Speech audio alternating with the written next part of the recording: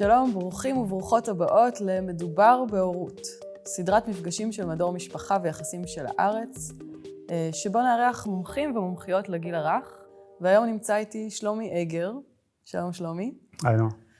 שלומי הוא חוקר ומעצב של צעצועים, מרצה בשנקר, בתוכנית להמצאת צעצועים, נכון? ומחבר הבלוג About Toys. נכון. ילדים תמיד שיחקו, נכון? ככל הנראה. אנחנו מעריכים שזה לא עניין חדש שילדים משחקים, אבל צעצועים, כמו שאנחנו מכירים אותם היום, זה דבר די חדש, זה עניין של, 150 שנה? כן.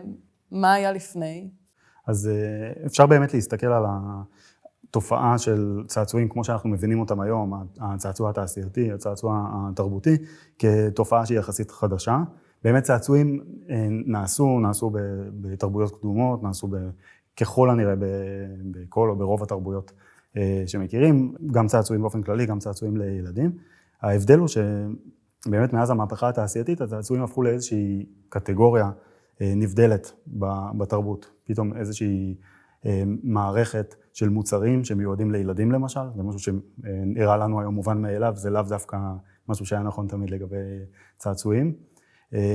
וצעצועים היום הם גם חלק ממערכת הרבה יותר מורכבת של שיקולים רגולטוריים, בטיחותיים, כלכליים, ובמובן הזה צעצועים תעשייתיים, צעצועים עכשוויים, או צעצועים כמו שאנחנו מבינים אותם, הם באמת תופעה חדשה ומודרנית, ונפרדת מקטגוריות אחרות בתרבות החומרית. אז במה שיחקו בחפצים שהיו פשוט חלק מהסביבה הביתית, שלא היו ייעודיים למשחק, והילדים הפכו אותם למשחק? אז דרך אחת באמת לתאר את זה, או להסביר את המורכבות בשאלה של ממתי יש צעצועים, או מה הם צעצועים, זה באמת השאלה של איך אנחנו מגדירים צעצועים.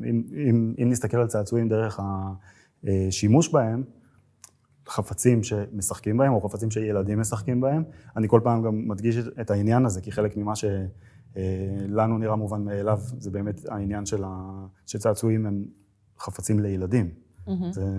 אז מה, גם מבוגרים היו משחקים בצעצועים?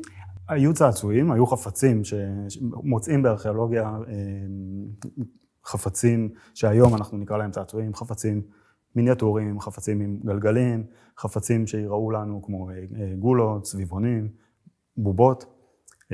לא כל חפץ שנראה לנו היום בעיניים שלנו כמו צעצוע, הוא צעצוע במובן שאנחנו מתייחסים אליו. חפצים מסוגים כאלה באותה מידה יכלו גם לשמש לפולחן, לטקסים, לכל מיני משמעויות אחרות, אולי גם דברים שאנחנו לא לגמרי מבינים. וזאת אחת הסיבות שקצת קשה להגדיר בדיוק ממתי יש צעצועים. והסיבה השנייה זה מה שאת התחלת להגיד קודם, זה באמת העניין שאם נחשוב על צעצוע דרך השימוש בו, אז כל חפץ יכול להיות צעצוע. הרי בשביל לדעת אם מתקופות שבהן, מתקופות או מחברות שאין לנו תיעוד לגביהם, אנחנו לא באמת נדע על חפץ שמסתכל עליו, האם הוא שימש כצעצוע, בטח שלא באיזה תפקיד הוא שימש כצעצוע. כן, אני חייבת להגיד שגם היום ילדים הכי אוהבים בסוף לשחק עם דברים שהם אמיתיים ולא הצעצועים. עם דברים אמיתיים, ומהצד השני, את זה אני יכול להגיד כמעצב צעצועים, גם כשילדים משחקים בצעצועים, הם לאו דווקא משחקים בהם בצורה שהצעצועים תוכננו. וגם פה יש הבדל נורא מעניין, שגם אם אנחנו מזהים חפץ כצעצוע, זה עדיין לא אומר שום דבר על המשמעות שלו בעיני הילדים. זה ממש מעניין. נכון, זה מלמד אותנו הרבה אולי על הכוונות של המבוגרים, על הכוונות של החברות שיוצרות את הצעצועים, אבל מעט מאוד על המשמעויות בעיני הילדים. אז זאת אומרת בעצם שאין לנו דרך לנעוץ סיכה בתאריך מדויק שבו התחילו להמציא צעצועים, אבל יש בכל זאת איזה משהו מוסכם שעליו מדברים מכאן ואילך, היו צעצועים תעשייתיים? אז באמת אפשר להגיד המהפכה התעשייתית הייתה איזושהי נקודת מפנה בעניין הזה, שבו צעצועים הפסיקו להיות חפצים שמיוצרים בבית ובקהילה, והפכו פתאום להיות חלק מאיזושהי מערכת תרבותית רחבה יותר, פתאום נהיה איזשהו מכנה משותף לצעצועים, הייעוד שלהם לילדים, אופן המחירה שלהם, המערכות הכלכליות שהם משתייכים אליהם, ועם הזמן גם רגולציה, תקינה בטיחותית. בסך הכל, אם נסתכל היום, אם היינו נכנסים עכשיו לחנות צעצועים, ומסתכלים על החפצים שיש שם, מבחינה מורפולוגית, חזותית, אין להם איזשהו מכנה משותף. צעצועים זה הגדרה מאוד מאוד רחבה של חפצים. כן. מה שמאחד בין צעצועים בתרבות שלנו זה איזשהם רעיונות מופשטים יותר, בעצם רעיונות כלכליים, רעיונות שוב רגולטוריים, בטיחותיים. הייעוד שלהם לילדים, זאת לא קטגוריה מאוד ברורה בתרבות החומרית שמוגדרת נאמר בצורה או בפונקציה.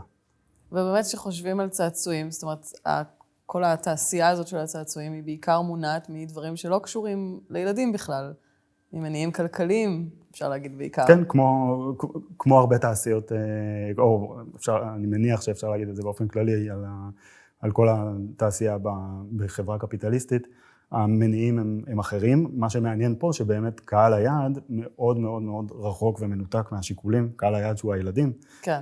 מאוד מאוד רחוק ומנותק מהשיקולים שמניעים את התעשייה. זה יוצר באמת הרבה מתח ועניין, כשאנחנו מנסים בעצם לחשוב מה עומד מאחורי התעשייה הזאת ולמי בעצם היא מיועדת, את מי היא משרתת. אז ויש לא מעט ביקורת מכמה כיוונים שאפשר לדבר עליהם, על תעשייה הצעצועים. הדבר הראשון שאפשר להגיד זה שהיא אחת התעשיות המזהמות ביותר שיש, נכון? כן, הרבה מאפיינים של תעשיית הצעצועים ספציפית, אם נחשוב למשל על האופן שנמכרים צעצועים, אריזות של צעצועים, צעצועים חפצים מאוד ויזואליים ומאוד אמוציונליים.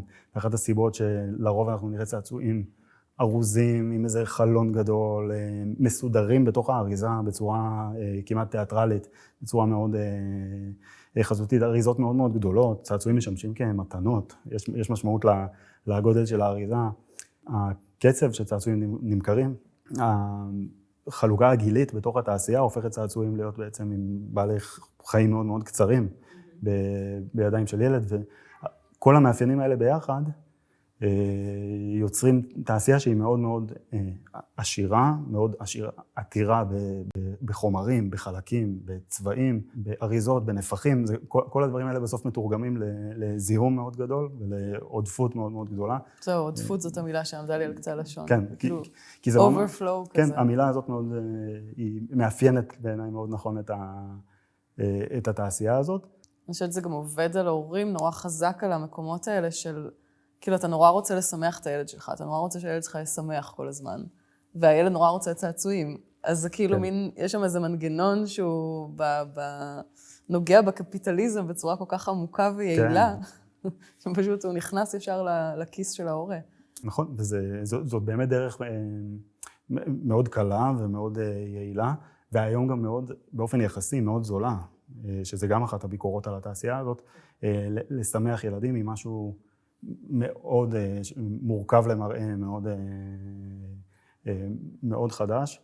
העניין הזה של המחיר הוא גם באמת אחת הבעיות שמדברים עליה היום בתעשייה הזאת. התעשייה הזאת מבוססת בעצם על לאפשר, להנגיש לילדים, דרך הורים, צעצועים במחירים זולים, אבל המחיר שמשלמים על המחיר הזול הזה, כמו בשאר התעשיות, הוא מאוד מאוד גדול. כן, במחיר הסביבתי. כן, בגלל האופן שהדברים מיוצרים, בגלל הקצב שקונים אותם, בגלל הקצב שזורקים אותם, בגלל המחירים הזולים שלהם.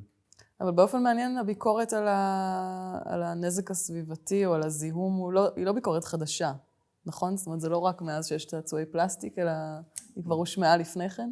נכון, אפשר לראות היום שגם כשהופיעו צעצועי הפח, למשל במאה ה-19 בגרמניה ובאנגליה, התחילה פתאום תעשייה של צעצועים צבעוניים ומשוכללים.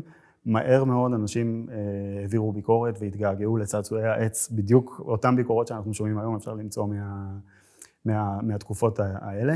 יש בעצם גם איזושהי תמיד חשיבה נוסטלגית כזאת, תמיד המבוגרים תמיד זוכרים את הילדות שלהם ואת הצעצועים שהיו להם בילדות, וכמו נוסטלגיה, תמיד גם זוכרים את זה קצת יותר לטובה ממה שזה באמת היה.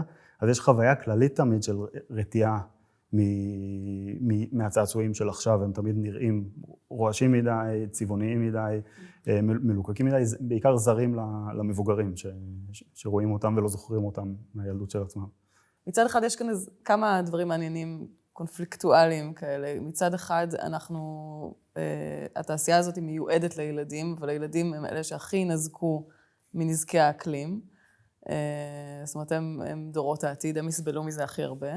יחד עם זה גם יש איזו פנייה כל הזמן לילדים, סביב הצורך הזה לשמור על הסביבה, נכון? הקמפיינים הרבה פעמים פונים אליהם. שני הנושאים שאת הזכרת הם מאוד רלוונטיים, כי אנחנו היום מייצרים צעצועים, וכמו שאמרתי, הילדים לא מעורבים בתכנון, בהמצאה של התעשייה הזאת. הצעצועים מיועדים להם, אבל ככל שמבינים את הנזק שהתעשייה הזאת, כמו תעשיות אחרות, עושה לעולם, אז נוצר פה איזשהו פרדוקס. הרי בבסיס של החשיבה על צעצועים היא שהם לטובת הילדים. אנשים רוכשים צעצועים או בוחרים צעצועים לפי התכונות המפתחות, החינוכיות, בטח שבגילאים הקטנים יותר של צעצועים. הבטיחותיות, הרי המטרה של צעצועים לעומת חפצים אחרים זה שבין השאר למשל שאנחנו יודעים שהם לא אמורים לגרום נזק לילדים, הם עברו איזושהי מערכת של מניעת נזק, ופתאום לחשוב שהדבר הזה מותיר נזק לילדים באיזשהו אופן לעולם של עוד 30 שנה, לעוד 50 שנה, מציף איזשהו פרדוקס מאוד מאוד בעייתי, וזה בעצם, הפרדוקס הזה הוא הטריגר בעיניי למה שקורה עכשיו בתעשייה, לשינוי הזה או להתעוררות הזאת. מה קורה עכשיו? מה אתה רואה? בתעשיית הצעצועים רואים את התהליכים האלה באקסטרים, באיזושהי האצה בעשור האחרון, ואפילו בעוד איזושהי קפיצה ב5 שנים האחרונות או השנתיים האחרונות, איזושהי מגמה של שינוי. בסוף השינויים שקורים הם שינויים בגופם של הצעצועים. בסוף, למשל אם התעשייה לומדת לעבוד עם חומרים אחרים. איך הם משתנים? אתה יכול לספר קצת? קודם כל בפורטפוליו של כל החברות הגדולות, החברות שמובילות את התעשייה, מטל, הסברו, ספין מאסטר, לגו, כולם יצאו בשנתיים האחרונות עם מוצרים חדשים, ניסיוניים עדיין, אבל בכל מיני תחומים של שילוב של חומרים חדשים, של ביופלסטיק, או לחלופין צעצועים מחומרים ממוחזרים. יותר חשוב מהמוצרים עצמם שיצאו, כל החברות הגדולות יצאו גם בהצהרות מאוד מאוד גדולות. לכולם יש יעדים, פחות או יותר עד 2030, להעביר 90%, 80% מהמוצרים שלהם את המהלך הזה, להיפטר מכל רכיבי הפלסטיק באריזות, חלוניות ושקפים ואריזות פנימיות ועוד חלקים שמחזיקים את הצעצוע, הזיכונים שבטח כולם מכירים וסובלים מהם כשהם פותחים צעצועים. למשל ההכרזה של 3 היצרניות הגדולות של הצעצועים להיפטר עד סוף העשור מכל רכיבי הפלסטיק ובעצם לא למכור צעצועים שהאריזה שלהם מכילה יותר מחומר אחד, היא הצהרה ענקית, אם חושבים גם על האתגר של איך לארוז צעצועים. מה זה כרוך בעצם? אז זה כרוך בעיניי בשני דברים. קודם כל באיזשהו שינוי קונספציה, שהוא כנראה הדבר החשוב, שזה להבין שכבר אנחנו כבר אין לנו את הפריבילגיה הזאת של למכור מוצרים בצורה הזאת. זה גם כן עובד טוב עם השינוי בכלל בתפיסה של צרכנים, שהרבה אנשים היום קונים דברים לא פיזית, אלא קונים אותם אונליין, זה כמובן מאוד מקל. וזה כרוך בהרבה יצירתיות מצד החברות ומצד המעצבים, בלחשוב איך ליצור צעצועים שיתאימו לתפיסה החדשה, ואיך לארוז אותם בצורה שהיא אחראית ועומדת בסטנדרטים שהם קבעו. אז יש ממש פסי ייצור שלמים שצריך לשנות אותם, נכון? זה ממש, זאת אומרת, זה שינויים פיזיים גדולים. כן, זה ממש זה, ולכן אני חושב שבשונה מטרנדים אחרים, ויש גם הרבה ביקורת על זה שהתעשייה מתעוררת מתוך לחץ ציבורי, וזה בעצם מהלכים שיווקיים, ויש מקום לכל הביקורת הזאת, אבל בסוף השינוי הוא שינוי אמיתי. ונכון שאפשר להניח שמה שעומד מאחוריו הוא שיקולים כלכליים, אולי אפילו גם קצת כוונות אמיתיות, יש גבול גם לציניות, אבל מה שחשוב בשינוי מסוג כזה, בשינוי שנוגע בחומרים עצמם, בפסי הייצור, בעיצובים, שהרבה מהשינויים האלה הם יהיו פה כדי להישאר. ואם המגמה הזאת יש בה פן חיובי, אז אפשר לברך בלי קשר למה שמניע אותה. זה גם יבוא לידי ביטוי בעליית מחירים? אני חושב שכן, ואני חושב שזה יהיה נכון. אני חושב שכמו שאמרתי קודם, הרבה מהביקורת על תעשיית הצעצועים היום היא על המחירים, ולא מהכיוון שאנחנו רגילים לביקורת על מחירים. הרבה מהדיבור היום הוא על זה או חלק מהאסטרטגיה של החברות בתחום הקיימות, הוא לשנות את התפיסה של צעצועים ולהבין שצעצועים צריכים להיות הביטוי שהתעשייה משתמשת בו הוא build to last, שצריך לחשוב מחדש על צעצועים, קצת בדומה אולי במקרה הזה כן לצעצועים כמו שהיו פעם, בתור משהו שנמצא בבית ונמצא במשפחה ויכול גם לעבור מילד לילד ומיועד לעבור מילד לילד או לילד אחר, ומדברים על זה בתעשייה, שזה למשל בעיניי איזושהי דוגמה גם למין שינוי יסודי בתפיסה. זה שהאמירה כזאת באה מצד החברות, שבין ההצהרות שלהם זה שהם ישפרו את הצעצועים שלהם, ואנחנו נספוג את עליית המחירים. נספוג את עליית המחירים, אבל נקנה פחות צעצועים. זה ממש איזשהו שינוי כן, זה נשמע מנוגד לכל הרעיון. לכל מה שאנחנו מכירים, לגבי תעשייה קפיטליסטית ובטח שלגבי צעצועים. ואז המחשבה היא מה? להעביר צעצועים גם מאחד לשני, להחזיר אותם לחברות? איך נגיד איזה רעיונות? אז זהו, אז קשה לדמיין את זה, אבל יש, אז מבחינת דברים שכבר קורים בשטח, זה כל התחום של כלכלה מעגלית, שאפשר לראות כמה חברות בצפון אמריקה שכבר הקימו פרויקטים שבהם לליינים מסוימים, כמו של ברבי, מגה בלוקס, אפשר היום בארצות הברית לקנות צעצועים, לרשום אותם, את הצעצועים ששותפים בתוכנית הזאת באתר, ובתום השימוש, כשהמשפחה מחליטה, כשהילד מחליט, אפשר להיכנס לאתר ולהזמין מישהו שיאסוף את הצעצוע מהבית. הצעצוע ייכנס לאיזושהי מערכת של מיון או למחזור או לתרומה, כל חברה לפי הגופים שהיא עובדת איתם. השינוי היסודי בתפיסה פה לגבי צעצועים, המחשבה שחודרת לשוק, החינוך של הצרכנים, לחשוב על צעצועים, למשל, בתור משהו שיש לו חיים אחרי שאני סיימתי להשתמש בו, אלה בעיניי השינויים המהותיים. זה החלק החשוב במהפכה הזאת, ולאו דווקא הפעולות הקונקרטיות של החברות. זה מדהים. ויש עוד כמה כיוונים שחושבים עליהם מבחינה אתית, נכון? שבאמת מאוד מפריעים כשמסתכלים על התעשייה הזאת, כל מי שיש לו ילדים ודאי רואה את זה. אחד מהם זה העניין המגדרי, שהוא נורא נורא בוטה, שכמובן גם לא יש מניעים כלכליים ברורים, וזה מוכר יותר. אבל חנויות הצעצועים מסודרות ככה שיש צעצועים לבנים ויש צעצועים לבנות, ויש את הצבעים שנורא מפרידים. איזה שינויים אתה רואה בתחום הזה? אני חושב שגם התחום הזה של המגדר, ואפשר גם להרחיב אותו ל-diversity, להכלה, עובר באמת שינוי מאוד מאוד גדול. צריך לזכור שבצעצועים יש גם עוד פן, שצעצועים הם גם מיועדים לילדים, הם גם מתארים איזשהו עולם. צעצועים, בטח שצעצועים פיגורטיביים, אז יש עוד משמעויות לנושא המגדר והייצוג בצעצועים, כי זה גם מצד אחד למי הם מיועדים, אבל גם את מי הם מתארים. יש למשל איזושהי נטייה עכשיו בחנויות צעצועים להתחיל לטשטש את החלוקה המאוד מאוד ברורה הזאת, ולהתחיל לחלק צעצועים לפי קטגוריות, לא מגדריות, אלא קטגוריות כמו בובות, כלי תחבורה, מצד אחד. ובצעצועים עצמם, שקוראים דברים מאוד מעניינים, יש אפילו איזשהו ניסיון או נטייה כזאת ליצור צעצועים הבינאריים, בובות שפחות ברור אם זה זכר או נקבה. כן, שאפשר תוך כדי משחק או תוך כדי שימוש להחליט מה הבובה מייצגת, ובטח שייצוג רב של קהילות, של צורות גוף, של גווני גוף, של גווני עור, ייצוג של המציאות כפי שהיא, של נגיד בברבי רואים את זה נורא חזק, נכון? שהם התחילו לעשות בובות גווני עור שונים, במידות קצת שונות. כן, ברבי באמת אחרי, היא איזשהו מותג שמושך הרבה אש, משך הרבה אש במשך השנים, בדיוק סביב הנושאים האלה, בתור איזה מותג שמקבע, כן, איזשהו דימוי מאוד מאוד ספציפי של גוף ושל נשיות. יש להם גם מקצועות שונים, נכון? ראיתי ממש לאחרונה ברבי די-ג'יי. כן, אז יש, זה אגב לא כל כך חדש, אפשר, למשל משהו שאפשר להגיד לטובת ברבי כבר היסטורית, שבעצם ברבי אסטרונאוטית, הייתה הרבה לפני שהייתה אישה אסטרונאוטית. באמת? כן. לא ידעתי את זה. כן, בהחלט הם מנסים לטשטש גם את הרעיון הזה של אם ברבי מייצגת את האישה ואת הנשיות, אז מה נשים עושות או מה נשים רוצות להיות, מה ילדות יכולות לדמיין שהן יכולות להיות.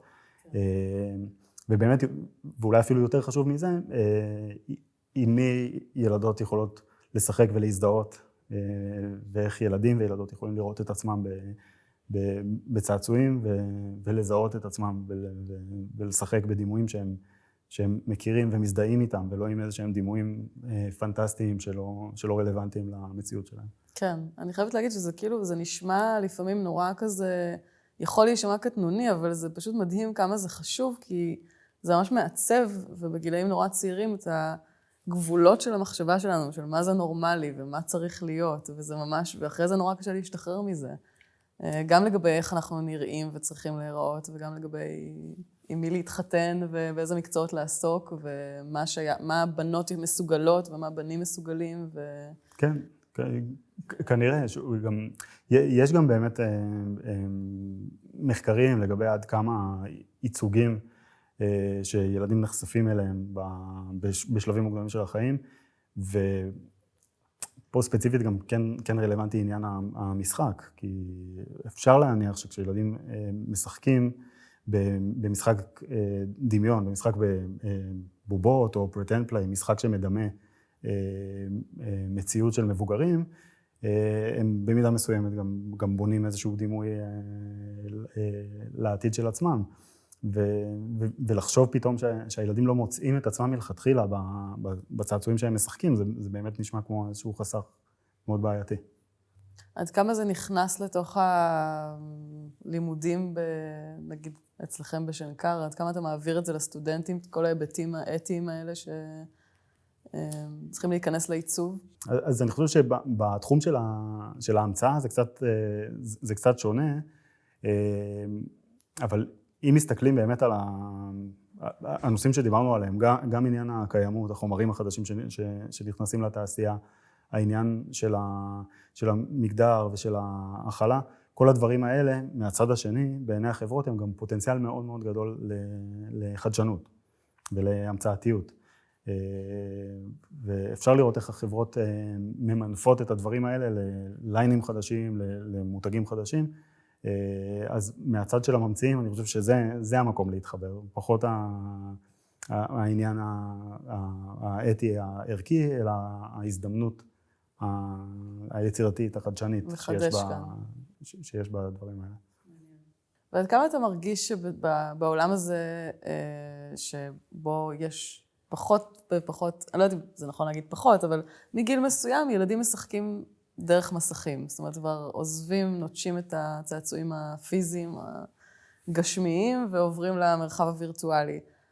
עד כמה אתה מרגיש שזה משפיע על התחום שלך, או עד כמה יש מקום עדיין להמשיך ולייצר צעצועים לגילאים גם יותר גדולים קצת? אז אני חושב שיש לזה כמה אספקטים. קודם כל, ככל שהתגבר העניין של המסכים, בהתחלה דרך משחקי מחשב, ואז אפליקציות, היו המון ניסיונות בתעשייה ליצור צעצועים שמטמיעים את הטכנולוגיות האלה, והיו לזה כל מיני שמות, כל מיני אפ-טויז ו-connected toys וכל מיני ניסיונות, ואני חושב שהתפיסה היום היא שמדובר בשני תחומים שונים, יש מקום לצעצועים, שוב, בטח שבגילאים הקטנים, עד איזושהי נקודה בגילאים הגדולים יותר.